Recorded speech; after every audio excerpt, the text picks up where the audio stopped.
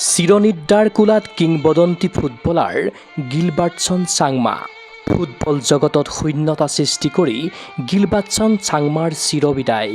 দীৰ্ঘদিন অসুস্থতাৰ অন্তত ফুটবল মহাতাৰকাৰ মহাপ্ৰস্থান। অসম ফুটবলৰ ৰাজপুতৰ বিয়োগত শোকস্তব্ধ ক্ৰীড়া অনুৰাগী। আমাৰ অসমত গিলবাৰ্ট আৰু নোলায়। গিলবাৰ্ট আমি সৰুতেও যেনেকৈ খেল চাইছোঁ, অসমৰ ফুটবললৈ বেলেগ ধৰণৰ সপোন দেখা মানুহ আছে, কিন্তু ৰাস্তা কি সেইটো নাজানে, কিন্তু সপোন বহুত দেখিছে, আশা বহুত কৰিছিল, তেখেতে নিজেও সেইটো কৰিব বিচাৰিছিল। আমি তেখেতক কিমান কি দিব পাৰিছোঁ নাজানো, আগলৈ কিমান সন্মান দিব পাৰোঁ নাজানো, কিন্তু তেখেতক আমি পাহৰিলে নহ'ব। তেখেতৰ যিটো লেভেলৰ প্লেয়াৰ আছিল, সেই লেভেলৰ প্লেয়াৰ এতিয়া নাই, এতিয়া আৰু চকুত পৰা নাই। অসমৰ ৰাইজে কেতিয়াও দেখা নাই। যোনে গিলবাৰ্টক দেখা পাইছে, তেতিয়া গিলবাৰ্টৰ লগত কম্পেয়াৰ কৰা প্লেয়াৰ আজিলৈ কাকো ক'ব নোৱাৰিব যে এইটো ল'ৰা গিলবাৰ্টৰ নিচিনা। কাহানিও ঘূৰি নহা বাটেৰে অজান দেশলৈ গ'লগৈ কিংবদন্তি ফুটবল খেলুৱৈ গিলবাৰ্টছন চাংমা। দুভৰিৰ যাদুৰে দেশ তথা বিশ্ববাসীক মন্ত্ৰমুগ্ধ কৰি ৰখা ফুটবল চাঞ্চল্যগৰাকী আৰু নাই। বিগত কেইবাবছৰ ধৰি অসুস্থ হৈ থকা তাৰকা খেলুৱৈগৰাকীয়ে শনিবাৰে পুৱা 7:30 বজাত কাহিলীপাৰাৰ নিজা বাসভৱনত শেষ নিশ্বাস ত্যাগ কৰে। ইহ সংসাৰত গিলবাৰ্টছন চাংমায়ে এৰি থৈ গৈছে দুগৰাকী কন্যাৰ লগতে পত্নী বেনডাংলা চাংমাক। কৈছিলে আজি 6 বছৰ ধৰি তেখেতো ডিমনচিয়াত প্ৰব্লেমত ভুগি আছিলে।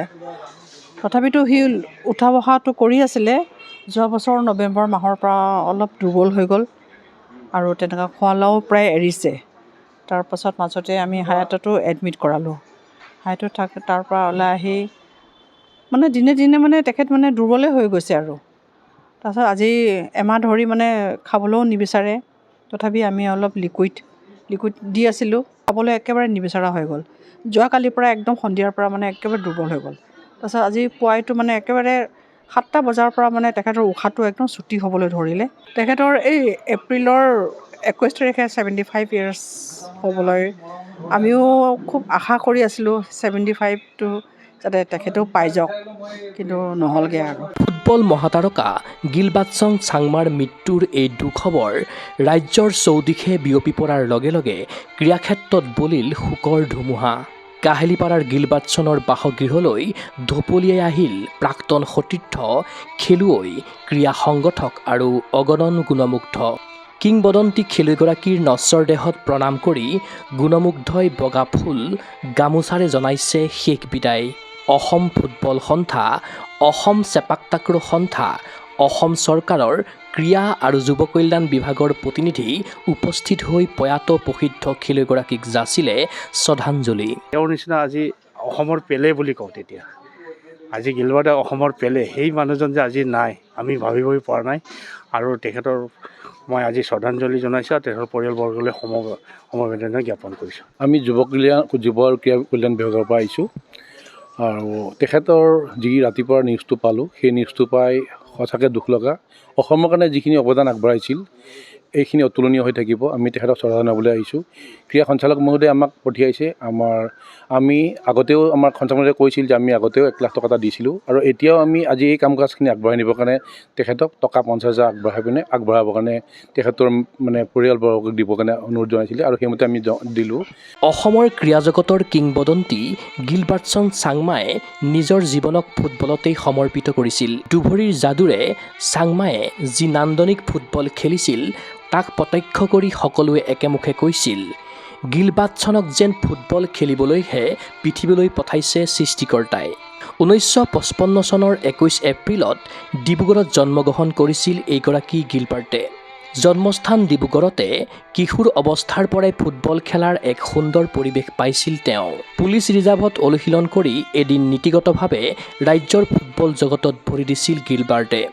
প্ৰথমে গোলাঘাট জিলাৰ হৈ আৰু পাছত দক্ষতাৰে ৰাজ্যিক দলত অন্তৰ্ভুক্ত হৈ অসম ফুটবল দলক প্ৰতিনিধিত্ব কৰিছিল তেওঁ। 1973 চনৰ পৰা 1980 চনলৈ গিলবাৰ্টছন চাংমায়ে অসম দলৰ হৈ ছিনিয়ৰ ৰাষ্ট্ৰীয় ফুটবল প্ৰতিযোগিতা সন্তোষ ট্ৰফী খেলে। ৰাষ্ট্ৰীয় পৰ্যায়ত দেখুওৱা চমকপ্ৰদ প্ৰদৰ্শনৰ বাবেই তেওঁ ভাৰতীয় দলৰ হৈ ইণ্ডোনেছিয়া আৰু থাইলেণ্ডত আন্তঃৰাষ্ট্ৰীয় মেচত অংশগ্ৰহণ কৰিছিল। অসমৰ ফুটবলক জীপাল কৰি ৰখা গিলবাৰ্টছন চাংমায়ে 70 আৰু 80 দশকত দুৰ্দান্ত ক্ৰীড়াশৈলীৰে চৌদিশতে নায়কত পৰিণত হৈছিল। 1981 চনত গিলবাৰ্টছন চাংমাৰ দল অসম পুলিচে দেশৰ আগশাৰীৰ ফুটবল প্ৰতিযোগিতা গুৱাহাটীৰ বৰলৈ ট্ৰফিৰ চেম্পিয়নশ্বিপ দখল কৰিছিল। এইগৰাকী প্ৰসিদ্ধ তাৰকা ফুটবলাৰৰ সান্নিধ্য সোঁৱৰিলে এইসকল সতীৰ্থই। ছাৰৰ লগত মই 81 to 85 একেলগে খেলিছিলোঁ ওতপ্ৰোতভাৱে। ছাৰৰ যিখিনি কোৱালিটি আছিলে টেকনিকেল মানে ফালৰ পৰা ভৰিৰে পাছিং হওক, শ্বুটিং হওক, প্লেচিং হওক, পজিশ্যনিং হওক, তো আজিৰ ফুটবল খেলাত সেইবিলাক মানে খুব কম দেখা পোৱা যায় এজন ব্যক্তিৰ ওপৰত। কিছু থাকে প্লেয়াৰ, ভাল প্লেয়াৰ আছে বহুত, কিন্তু তেখেতৰ যিখিনি আছিলে সেইটো কেতিয়াও মানে আমি ক্ষতিপূৰণ কৰিব নোৱাৰিম। তেখেত গিলবাৰ্ট চাংমা ক'লেই যাৰ নামেই পৰিচয়।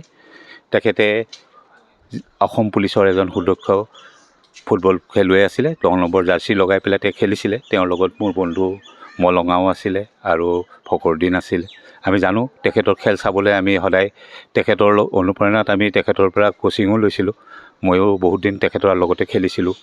আমি আৰ্য বিদ্যাপীঠ কলেজতো খেলিছিলোঁ। মোৰ বন্ধু গৌতম দত্ত, মই মলঙাও, এইবিলাক বহুত পুৰণা প্লেয়াৰ হয়। হিচাপত মোক ককায়ো লাগে আৰু মোৰ বেষ্ট বন্ধু, কাৰণ তাৰ কাৰণে মোৰ এই ছাৰ্ভিচতো পাইছোঁ বুলি ক'ব পাৰোঁ। তাৰমানে মোৰ ঘৰতে অহা যোৱা কৰি থাকে 1972-75 এনেকুৱা টাইমতে। ঠিক এনেকুৱাতে ময়ো 75তে ইয়াত আহিলোঁ পুলিচত আহি কিনে তাৰ লগত 76 পৰা আমি একেলগে খেলা ধূলা কৰিলোঁ, দেৰগাঁৱতে থাকিলোঁ। এনেকুৱা টাইমত হয় তাতো আছামত এটা বেষ্ট প্লেয়াৰ আছিলে আৰু তাৰ নিচিনা আপুনি ক'ব লাগিব যে ইণ্ডিয়াটোতো নাই বুলি ক'ব পাৰোঁ, তাৰ যেনেকুৱা টেকনিক। ইফালে অসম ফুটবলৰ এসময়ৰ গ্লেমাৰ বয় গিলবাৰ্টছন চাংমাৰ মৃত্যুত গভীৰ শোক প্ৰকাশ কৰিছে ক্ৰীড়া সাংবাদিক কল্যাণ সন্থা অসমে। এক শোকবাৰ্তাত সন্থাৰ মুখ্য উপদেষ্টা উদয় বৰগোহাঁই, সভাপতি পুলিন চাহা আৰু সম্পাদক পবিত্ৰ গগৈ, যুটীয়া সম্পাদক হিলদুল গগৈয়ে শোকসন্তপ্ত পৰিয়ালবৰ্গ তথা চাংমাৰ অজস্ৰ গুণমুগ্ধলৈ গভীৰ সমবেদনা জ্ঞাপন কৰে। উল্লেখ্য যে দেওবাৰে আদিমগিৰিত শেষকৃত্য সম্পন্ন কৰা হ'ব কিংবদন্তি ফুটবল খেলুৱৈগৰাকীৰ। তাৰ পূৰ্বে পুৱা 11 বজাত কাহিলীপাৰাৰ গীৰ্জাঘৰ, 1 বজাত অসম পুলিচৰ 10ম বেটেলিয়নৰ পেৰেড গ্ৰাউণ্ড, 2 বজাত গুৱাহাটী টাউন ক্লাবত খেলুৱৈগৰাকীক জনোৱা হ'ব শ্ৰদ্ধাঞ্জলি। অসম ফুটবলৰ যাদুকৰ খ্যাত গিলবাৰ্টছন চাংমা ৰাজ্যৰ সোণালী ফুটবল ইতিহাসৰ অন্যতম খনিকৰ। তেওঁৰ মৃত্যু অসমৰ ক্ৰীড়াক্ষেত্ৰৰ বাবে অপূৰণীয় ক্ষতি। গগো স্পৰ্টছ এনিৰ তৰফৰ পৰাও ৰাজ্যৰ ফুটবল জগতৰ স্বপ্নদ্ৰষ্টা কিংবদন্তি গিলবাৰ্টছন চাংমাৰ মহাপ্ৰয়াণত শ্ৰদ্ধাঞ্জলি জ্ঞাপন কৰিলোঁ। চিন্ময় বৰাৰ প্ৰতিবেদন, গগো স্পৰ্টছ এনি। জুজিটছু এৰিনাত ষ্ট্ৰেংথ, ফ'কাছ, ছেল্ফ ডিফেন্স আৰু ক্ৰিয়েটিভিটি গঢ়ি তোলক। জুজিটছু, জুডো, কাৰাটে, যোগাসন আৰু ড্ৰয়িঙৰ প্ৰফেচনেল প্ৰশিক্ষণ। মেটত চেম্পিয়ন আৰু কেনভাছত শিল্পী বিকাশ কৰা। এৰিনা পৰিয়ালত যোগদান কৰক। ফ্ৰী ট্ৰায়েল আৰু অফাৰৰ বাবে কল কৰক 9859952504, 8724905439, 75768652995, house number 25, bylane 9, opposite Reliance Trends, zoo road, Guwahati.